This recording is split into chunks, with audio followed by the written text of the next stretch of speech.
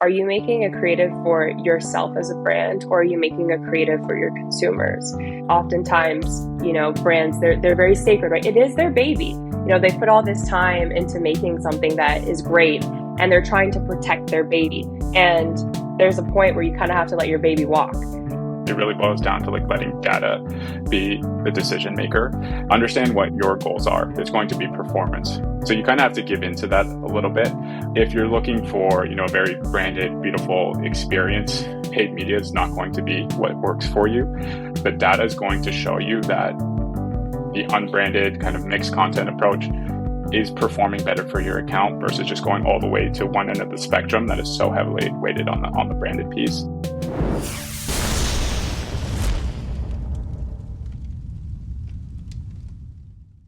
In marketing, content is everything, but keeping up with the never-ending demand for UGC photos and videos along with generating product reviews at scale can be brutal. Coley solves this problem with their content generation platform. Coley is like a content fairy godmother, providing stunning photos, videos, and reviews that help turn your potential customers into happy ones. Bid farewell to exorbitant production costs and embrace the magic of Coley's solutions. World-renowned brands like Samsonite and Bonobos trust Coley's cutting-edge software and outrageously skilled customer success team to create the marketing assets they need. Transform your content game by visiting Coley.com/podcast. It's all killer, no filler. I'm Eric. This is the D2C podcast, and today we have a panel of geniuses here, including Jocelyn, who's making a very quick return to the podcast after setting a very good number of listens with her last appearance, as well as long-standing G Alex, who's been on podcast for a couple years now, but it's great to have you back as well. And Cam, also of the marketing team at Pilothouse. Jocelyn and Alex, you guys are running the show on the creative side. And you brought up this concept that I wanted to explore called the creative death spiral. Jocelyn, what is the creative death spiral? So it's basically a concept that I came up with for our internal team of this lack of communication and performance and creatives.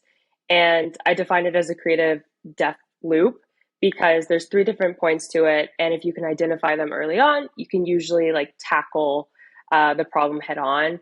And usually these 3 pillars are a huge factor when it comes to performance and your return on investment when it comes to paid ads. How do you know that you're in a creative death spiral? Is it just basically you're not able to get traction with your ads on Meta? It's bad performance. You're not getting your money's worth. You're tirelessly in the account. Something's not working. And usually the creative death spiral is what activates that performance not working and you're not getting your return on investment. And so identifying it early on so you can kind of get out of that loop, I think is the most beneficial. And so if you stay in the loop, you kind of go plummet down and it's harder to get out of that poor performance in your account. I also think it's it boils down to at an even higher level. I think it's an indicator of the relationship that you have with the client, or just brand to agency in our case. And I think creative, maybe outside of performance or the returns you're getting from every ad dollar you spend, creative is the easiest thing, or actually the hardest thing to communicate, because it's such a subjective topic. I believe we should be doing X. I can't really communicate what's good or bad about X, but we ended up doing Y. How do we get closer to X? And I think navigating that conversation is one of the most common things that occurs in the agency world. It's not a performance marketing thing. It's just a marketing problem, and being able to really effectively communicate kind of what your goals are creatively, and just generally speaking, why are we working with you as an agency, and how does that impact the creative decisions you're making, impacts this spiral. And if you don't do that well, I think it's really hard to get out of this spiral that Jocelyn's talking about, and it can impact the relationship. Well, let's dive in. A spiral is a 3D loop, so whether you're calling it a spiral or a loop, what are the 3 nodes on the death loop? Totally. So I broke it down into 3 different sections: performance, creatives, and feedback. So usually it starts with performance. So performance is bad, usually because creatives are failing. And our creatives are failing usually because the creative feedback is failing, not necessarily that we're communicating, the creatives that are working well, but it's also a lack of not communicating the creatives that aren't working well. And then you kind of hit this thing. So bad performance, bad creatives, bad feedback, bad performance, bad creatives, bad feedback, you know. And if you, the goal is to kind of identify these early on so you can like stop immediately. And I guess feedback is like also like the quality of the feedback, but it's also potentially, I imagine, a brand's hesitancy to flow towards what might be working on the front end because of brand considerations. Is that often a part of the creative death spiral in the agency environment? Yeah, this is a pretty common conversation that we have with brands. Usually the creatives that perform well aren't necessarily the big branded creatives, right? And Alex has a lot of experience with that when it comes to, you know, the clients he's worked with, and can speak to that. But I would say, yeah, it's the biggest thing is the brands really want us to run these really big branded creatives that don't necessarily perform. So it's having that conversation of saying, hey, can we do a different style creatives that are in your umbrella of brand so that we can increase your performance? It's that conversation of push and pull of branded creatives. I also think it's worth acknowledging like brands. If you own a brand, if you're an operator, like holy shit, I give you credit, because handing a brand over to an agency is friggin' hard. Like that sucks. That's a tough thing to do. And I think as an agency, like we feel a lot of responsibility to take care of your baby, and like do right by you creatively. And that's like a big leap of faith that you have to take. So like worth acknowledging. Alex, I know you're an artist. I know you're an artist at heart, and you're working at this, you know, a company that is so focused on iteration and performance. How do you see this death spiral? I mean, it boils down to the $1 million question that we always ask clients. Are you willing to sacrifice brand? Or sorry, are you willing to sacrifice performance for brand? Right? That's the $1 million question. And a lot of time clients will say no. They're coming to us, a paid, you know, media agency, because our goal is to unlock performance. But at the same time, they say that, and they still want to kind of, you know, chokehold the entire brand process. So I think how we kind of navigate that, and how the best way I've been able to navigate that, is through a lot of education. People are coming to us because, you know, either they don't have the resources to create ads, or there's just like the lack of know-how. A lot of the internal teams are brand marketers, so that comes with a lot of organic marketing, you know, design, etc. But the paid media spaces can be complex, you know, especially when you think about like the velocity of which Meta requires you to create ads, the type of ads, right? I always say that Meta is a beast of its own, and it likes to feed on what it likes to feed, right? So there's just certain kind of creatives that are going to do well on Meta, and you kind of have to take your brand bias out of that. And the other piece that I always say is creating ads that are for consumers and not marketers. And because the brand teams always want to create ads that they feel great about, right? Even ourselves, we feel like we have a responsibility to create an ad for a client that feels very branded and polished, because we feel good about it. But how's the consumer going to feel about it, right? And then what Jocelyn's talking about with this death loop is the feedback is really bad too, because you're so fixated on pixel pushing. Where's the logo placed? How's the copy used? They don't really understand why you chose this particular style or angle. And so it just creates this really bad feedback loop. So part of it is educating them, bringing the clients into kind of our space, our ad philosophy. And I always find that alleviates a lot of the pressure on the brand performance conversation, because now they start to get it, and they'll start to see that translate in the performance too. Yeah. I don't want to shift the buck to partnerships because we don't have anyone here to talk about it. But is it something also during onboarding? Like I imagine there is some expectation set during onboarding about the kind of agency Pilothouse is, for instance, and the nature of velocity. But I bet when they get into the trenches, the reality of it is something that they bristle against occasionhere. Let me add to that, because I think you guys have done a really good job with this too. Part of it too is assessing them as a partner, and like where do they land? We've talked about this like creative range spectrum, whatever you want to call it. You guys both have done a really good job with kind of like identifying where our partners land on that spectrum, and that I think is an equal part of the conversation. So I'd be curious how you guys do that. It's this is an ongoing conversation. So, when we do onboard a client, it's definitely something that we talk about. But again, it's like they don't really understand it until they're in the thick of it. Like they're like, oh my goodness, we start sending them creatives and they're like, well, why these creatives? Like, why not these creatives we were running before? It's like, well, those don't work. And this is why. So again, what Alex said, it's a big educational piece, but also there's always shifting goals, right? Meta shifts, the goals of the company shift, the team of the company shifts.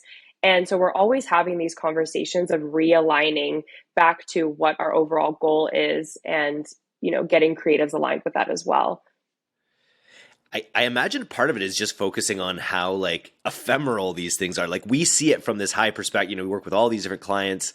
We see the amount of ads that get produced. And so we just have this like galaxy brain when it comes to just testing what works. But yeah, I'm sure a lot of it is just that education piece about like letting go and giving into iteration in a way. Yeah. And a great question that I like to give to brands is, are you making a creative for yourself as a brand, or are you making a creative for your consumers? Because oftentimes, brands, they're very sacred, right? It is their baby. They put all this time into making something that is great, and they're trying to protect their baby, especially as an agency coming in. And there's a point where you kind of have to let your baby walk and, give it the freedom and let them walk, a road to live a life. And that's kind of true for consumers that take that brand and make it their own. And those performance signals is what's telling us this, right? It's like, okay, you had a vision of this of your brand, but you know what? The consumers see it in this way. So maybe let's lean into that because people are liking it this way. So it's listening to your consumers and those signals and, push and pull of your protecting your brand, but also listening to those performance data points that are telling you how people are enjoying your product. And it might be not what you initially created it for. Yeah, and that's a really good segue into you know talking about like creative range too. It really boils down to like letting data be the decision maker, and the same way the goals are always changing. If you're a brand listening to this right now, if you're looking to partner with an agency to increase your performance in paid ads, understand what your goals are. It's going to be performance, right? So you kind of have to give into that a little bit.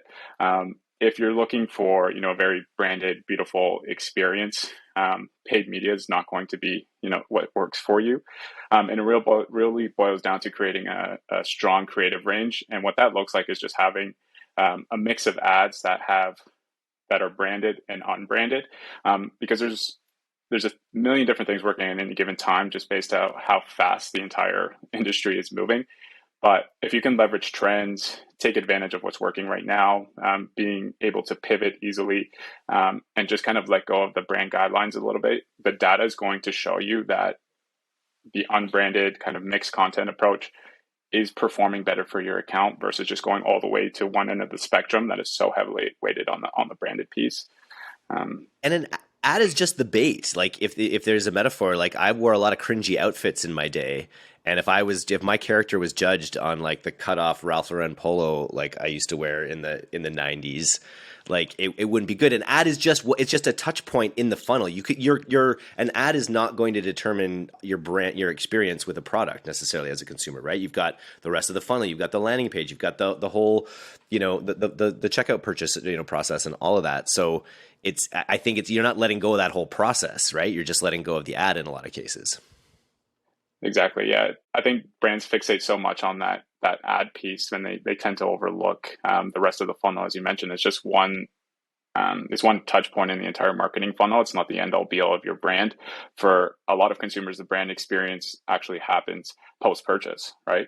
What's the experience like when they receive the product? What's customer service like, et cetera? Even the user experience prior to that. So site navigation, was it a easy checkout experience? Like how cool are you on organic? Like, do you have a really strong organic social presence? What are you doing there? What are you doing in the real world, right? Most people, and I could say probably a large percentage of them, don't remember how they converted on something. They don't remember the ad that got them to a landing page or a product display page. You're never going to remember it, right? So, and the other thing with ads too is they can be killed really easily, right? So some do last, a really long time, but you're going to experience creative fatigue as well. So It's not going to live online for the rest of your brand's existence. Realistically, it'll probably die out within a few weeks. So don't put too much merit in the like brand perception when it comes to ads. Yeah, we're so insanely spoiled because I mean, I feel like all I've ever known as a marketer is the DTC world, the e-com world, and I was just having a chat internally today. Like, I think there was 10,000 creative tasks that our team completed over the course of the last calendar year. And for me, I look at that and go, it's actually so amazing that we as an agency get to turn creative over so fast. And some people might look at that and look at it as a negative, like, oh, they failed a lot. Like, yeah, we did fail a lot, but it means that we also won a lot for our clients because we can move quickly. And like, the fact that meta creatives change so fast, I just think that it's really exciting for brands because, you know, Alex, you live in the email world. You have to look at all of your channels very differently from a creative perspective. And I kind of think as like each channel has its own amount of like foundation that it builds for your brand. On Meta, there's a really like fast experience that you have. You see it, you get served an impression, you're probably going to scroll past a video in 2-3 seconds. Whereas if I get sent an email, like you're going to probably put a ton of time and effort as a brand into the email to create a really positive experience for me from a design and overall creative perspective. And that leaves a really like deep interaction with me as a consumer. But every like channel is a little bit different and you have to look at things differently. But for us as an agency, it's a lot of fun because there's like a spectrum of resources that we get to dump into every channel. But we can move really fast in places like Meta. And then, you know, email is a really good opportunity to build a relationship with your customer. But we're so fortunate because it wasn't like that, you know, 10, 20, 30 years ago. Are you a Shopify brand owner looking to win, keep, and grow your customers? Everyone knows apps are fast becoming the best way to increase retention and boost sales. A sleek and engaging app normally means two things, time and money. But App Tile have changed the game. Their seamless no-code editor enables beautiful, personalized journeys for every customer. And with their free plan, nothing is stopping you from getting started. You'll pay as you grow, not as you go. So whether you're just starting out or a Shopify superstar, head over to apptile.com today and start designing your dream app. Gotta be such a tough dynamic when you're in the loop where it's like, you know, there are things that you can do, but your hands are tied and like, oh, sorry, that's off limits. Like, I wanted to ask, like, Jocelyn, do you have any examples, you know, without naming names, of a client sort of situation where you found yourself facing down the death spiral and how you overcame it? I mean, yeah, it happens all the time. Like, it doesn't necessarily, it's not like a perfect client or an unperfect client. It's just a communication of a team dynamic. I would say one of the most common things, and I like to communicate this when I first onboard a client, like just like expectations, and just feeling it out and seeing what they're comfortable with, because there's a range of what we call, you know, create like performance-based creatives. Like there's the spectrum, and then there's like the lower spectrum, and we're trying to see, okay, where does that client fall to where there's room to play. And the easiest one, I would say, and I think I mentioned this in the low hanging fruit one, was color iterations. You know, oftentimes brands have these hierarchy of colors, and those top ones are like, these are the solid ones, but these are the secondary ones. The secondary ones tend to win. It's actually really funny because this happened this week.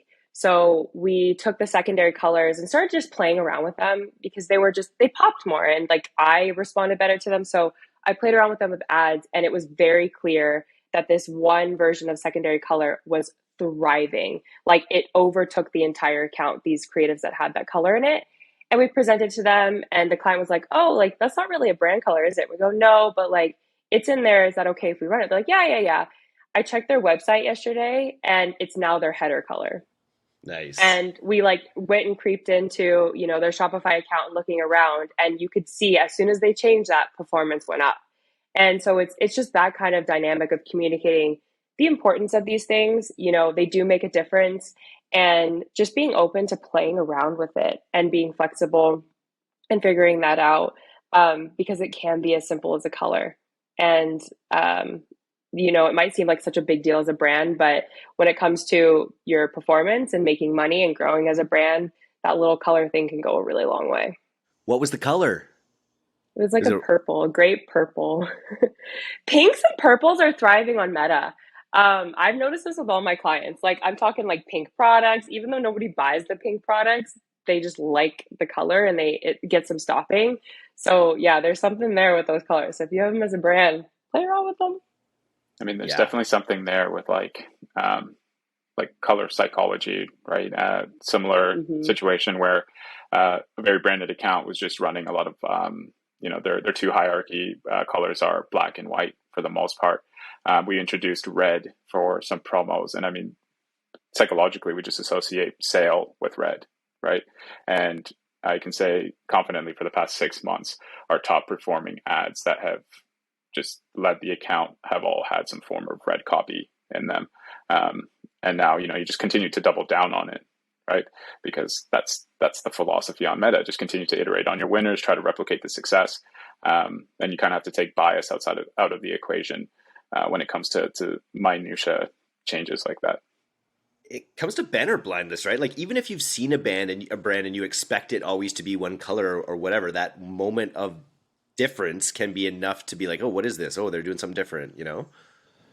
The other thing that I feel like you guys have both done at different times that I think is genius is you assuming that your spend levels are high enough and your sample size is big enough, you've like actually visually created a range of content you've produced for any given client and try to isolate things like click cost, click through rate, conversion rate, and pull out trends based off of the creative spectrum that we're talking about. And often there's like, I would imagine there's like a aha moment, like, oh, we thought that our brand belonged here, but actually we want the performance that's over here. Like there's a huge gap between those two things. Like, how do we close that gap? And then there's just like data-backed creative decision that has to happen there. So like having a visual and a number to stare at when you're navigating this, I would imagine is hugely valuable. Totally. I like to say it's like a Rubik's Cube. Like there's 1,000 by 1,000 piece Rubik's Cube, and we're trying to find every, situation that creates that perfectly one side, which is essentially performance, right? So it's just playing around with that and feeding the system so we can start pulling those high level trends and just scale. Yeah, except it's plugged in. It's a Rubik's Cube like plugged into the giant algorithm and plugged into the real world, changing all the time. Like I just wonder with the pinks and purples, is that seasonal because of spring? Those are the Easter colors? Like is that? I've seen them year Um, round for years. yeah, Like all of my years working in paid ads, some people like it. it's a purple. It's a purple age. I think these days. I think it's safe to say that we live in a purple age. Don't ask me to go deep on that, but cool. We got some color psychology here. Um, yeah. Anything else? Any other big creative trends that we're seeing that are working well on Meta specifically? I think a big thing we didn't dive into specifically when it comes to like performance based creatives is I know we touched upon it, like it's one touch point, not trying to cram your entire brand into one ad because it's just too much. It's overwhelming. Take one factor of your brand and that is your one piece of ad, whether that's a publication that you were in, just taking a screenshot of that one factor and that a company of all those one factors creates your brand in the paid advertisement world, in the DTC space. And you want to have that range. You don't want to try to cram everything in one little ad because it overwhelms people and people don't know what to do with it. And usually they don't stop because they're a little bit intimidated by that much information. An ad's job is to get you to the page in so many cases, right? And I think a lot of people do want to have, like you say, that, yeah, your whole brand experience in the ad, have that brand experience in the landing page, on your product page, in your product. Yeah, But let the ad do its work. My one thing that I'm like humbled with all the time is I'll build a beautiful ad, spend way too much time building it, and sometimes it works, sometimes it doesn't. So I get into this like mental habit where I'll build an ad, and I'll often think like almost like what's the opposite of what I just did, and like try to look at my ad that I created from a counter perspective. And you can use ChatGPT to do it. It's challenging visually, but from a messaging perspective, you can help pick apart what you're trying to say and then create like variants that visually ride that spectrum that we're talking about. And so many times the other stuff performs better than the one that I invested all the time in. I see it all the time. Let's be Happens to me a lot specific, though. too. I think, yeah, it's happened to me since the early days of internet marketing, but let's be specific about what are our tranches we're talking about here when it comes to on the scrappy to polished spectrum. I know we're talking studio content, all in brand colors, really, on the one end of things. What do our performance tranches look like? Oh man, this is a So, real quick, I like to replace scrappy with humanized because scrappy is just such a scary term. Again, it's one pinpoint Humanized. of your brand. Humanized organic content. It's not out of your brand world, it's just one piece of your brand. Ooh, that's Um, good. yeah, We're so all we're all there's a human. yeah, and as I said before, it's how do you add that humanized experience to a computer, right? How do you communicate that through a screen? And it's usually that organic style of content. And again, our range is those box shots, just eat something in your house, scrappy, something that looks like a human made it versus this highly produced professional. Don't get me wrong, there is room for those nice polished creatives in the account. We do have them, it's just a range. So sometimes we have those nice branded creatives that, oh, you look at them and like as a creative person, you love them. But usually what makes you the most amount of money is that humanized organic style. And I have a great example for what just Cam talked about was I created this batch of creatives and it's our classic like quad shot. You just put like UGC image in one quad, an offer in another, a product shot, and then like a moving product shot. It's, a super ad. And there was one where I kid you not, every single quad was the same bag. And I was like, this is so ugly and repetitive. And I hated it. And I contemplated on deleting it from that batch. It's our top performer and has made us millions of dollars. And it's so funny because the client, we joke about it. We're like, this is ridiculous. Like Meta loves this, people love this. And yet none of us personally, as like a creative person, likes it, but it works, right? And so it's just funny little things like that are almost like against maybe not necessarily common sense, because if you go to the very foundational of marketing, like the 4 R's or whatever, like repetition, and stuff like that, that's a part of it. So it's kind of not fighting your instincts and just letting the data do the speaking. Just see what happens. Just test it, see what happens, and Taking you'll your be ego surprised. out of it. Take your Hmm. ego out of it. Ego is the enemy in this case. Let the data tell the story. Totally. Um, I mean, the last piece there, before we hop off, I think it just boils down to our inherent like nature, like scrolling behavior on social media, right? People don't like being advertised to, and it's about blending in, but also standing out during that scrolling experience. As Jocelyn mentioned, like humanizing the brand. I like to say it's depicting the product in real life scenarios, right? You can make any product look absolutely incredible in a studio setting or in a hero video that you've spent hundreds of thousands of dollars making. But how does that product look in a real life setting? And that's what people are going to relate to. And if you're a brand and you're listening to this, you don't need to go and spend a large budget to create ads. And I think it's like we can confidently back this because we've seen it across so many accounts. Like the less money you spend kind of on ads, the more performance you can kind of unlock out of them for the majority of brands.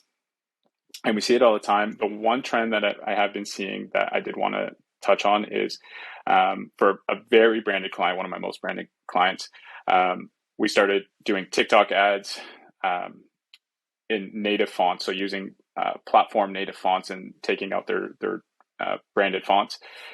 And we've just seen an incredible response to that on the performance side. But taking those ads and putting them on Meta has been absolutely phenomenal for us. So you have this very organic or humanized experience that is so unbranded. It uses a TikTok font, and we're using TikTok trending audio, and we have it running on Meta. And it just has unlocked like phenomenal performance for them. And so, again, the data does the speaking. Right, it leads the way. It leads our decisions, creative decisions, and so since we've kind of pushed that boundary on the creative range, the client has eased up a little bit, and they're more receptive to these type of ideas, right? And it's because they can see it in their Shopify store, plain and simple. It's translating there. So I just wanted to note that as the last piece. what's the positive to the death loop? It's like the chakra It's like the chakra transcendence. Like what's Oh, the that's a great opposite? question. Yeah, what's the opposite? Because it's like when you do get the flywheel spinning and you do have creative freedom to let the data, what's the upward cycle Just say that like we a want? creative flow. It's Like, the creative flow I get state. so excited when I get off a client call and I've pitched them a whole bunch of ideas and they're just like, "Yep, let's do it. Let's test it. Let's just see." I'm like, "Yeah," and I get really excited. And then we can quickly pump those out. We can quickly test them. And then usually those will make them a lot of money. And then it just becomes this positive cycle of like, okay, they get it. And they're open to it. And also our team we're protecting the brand to a certain extent. We're not just like throwing it out the door. It's still in their brand umbrella, but it's just broken down into smaller pieces. And once the brand gets it and we get that communication down, it's a flow state. And it's just different looks in the infinite feed. Alex was saying, like it is just one part of the funnel. You do quite often run brands that cover, you have images and ads that cover the spectrum of humanized to polished, and so you're going to get multiple looks on your brand, and that's really what it takes to move the needle on Meta these days. So this was very interesting. Thanks for coming by again, Alex and Jocelyn. Cam too. Happy to join.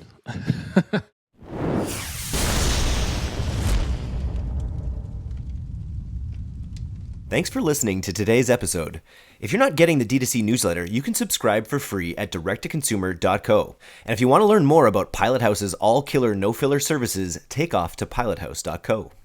I'm Eric Dick, and this has been the D2C Podcast. We'll see you next time.